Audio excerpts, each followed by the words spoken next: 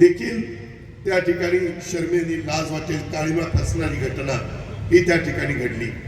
तिथलं सगळं समजून घेण्याच्या करता, त्यांच्या विधवा पत्नीला भेटण्याच्या करता, त्यांच्या मुलामुलीला भेटण्याच्या करता, त्यांचे आई वडील भाऊ भाऊजाई बहीण त्यांना सगळ्यांना भेटण्याच्या करता मी काल तिथं गेलेलो होतो।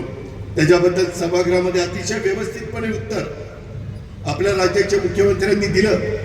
न्यायालयाच्या मार्फत पण चौकशी केली जाईल आणि त्या ठिकाणी वरिष्ठ एकदम टॉपच्या पोलीस अधिकाऱ्याच्या मार्फत पण चौकशी केली जाईल।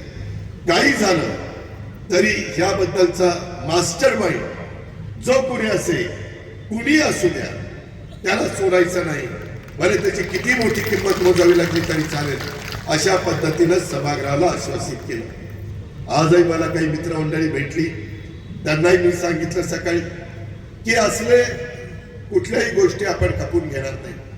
अरे आपण प्रत्येकाला आधार देण्याच्या करता, प्रत्येकाला मदत करण्याच्या करता, प्रत्येकाला सन्मानाने कसं जगता येईल, त्याला त्या ठिकाणी मदत कशी होईल, इथं कुणालाही भयभीतपणे कुठं काही अडचण त्यांना भयभीतपणे जगता येतंय असं त्यांना वाटता कामा नये, ह्या पद्धतीचा आम्ही सगळा विचार करतो आणि त्याच्यातून ज्या काही गोष्टी सांगायच्या त्या सांगितलेल्या आहेत। मी आज देखील तुम्हाला त्या आभाराच्या सभेच्या निमित्तानं सांगतो की याच्यामध्ये आम्ही सगळ्या प्रमुखांनी तिघांनी पण लक्ष घातलेलं आहे आणि तुम्ही पहा की कुणीही असू द्या यांना संबंधितांना इतक्या वाईट मी त्या सिव्हिल सर्जनशी बोललो। सिव्हिल सर्जन म्हणला की दादा पोस्टमॉर्टम करताना आजपर्यंत अशा प्रकारची केस मी आयुष्यात बघितली नाही। एखाद्या प्राण्याला पण एखादी काठी मारताना आपण म्हणतो अरे कशाला मारतो, जाऊ दे ना बाबा, तिकडे जाईल ते, परंतु ज्या अमानुषपणे त्या सगळ्या गोष्टी केलेल्या ह्या शिवशाहू फुले आंबेडकरांच्या महाराष्ट्राला शोभणाऱ्या नाहीये।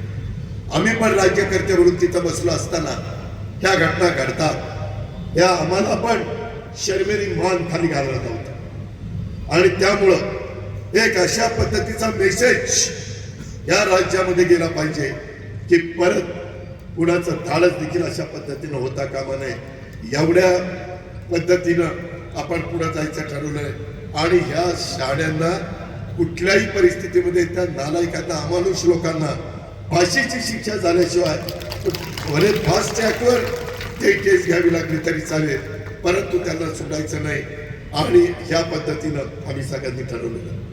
त्याच्यातनं परभणीमध्ये पण 2 घटना घडल्या, तिथं पण मी गेलो, तिथं पण त्यांना एक आधार देण्याचं काम, त्यांचं समजून घेण्याचं काम, त्या सगळ्या गोष्टी त्या बाबतीमध्ये केल्या जेणेकरून त्यांचं कुटुंब कुणाचं उघड्यावर पडू नये।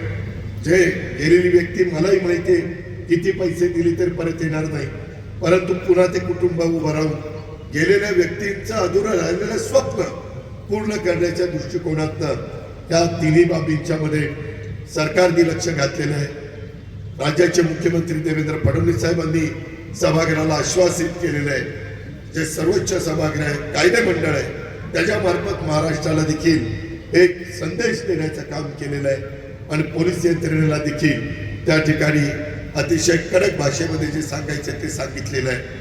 या पद्धतीने या सगळ्या गोष्टीमध्ये आपण लक्ष घातलेलं आहे। माझी तुम्हाला विनंती आहे, बारामतीमध्ये देखील काही घटना घडत आहेत।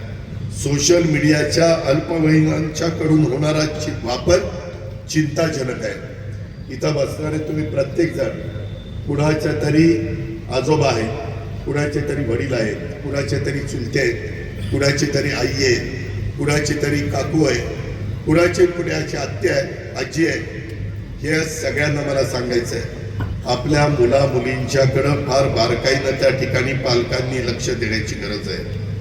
त्याच्यामध्ये वेगवेगळी जी काही पावलं आपण उचललेली शक्ती अभियानाला आमच्या महिलांनी साथ दिली पाहिजे।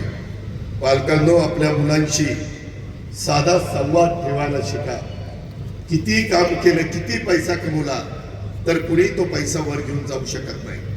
काळाच्या नियतीच्या पुढं आपल्याला बोलवून आल्यानंतर प्रत्येकाला जायचं आहे, पण आपली नवी पिढी याच्यामध्ये कुठेही चुकीच्या रस्त्याने जाता का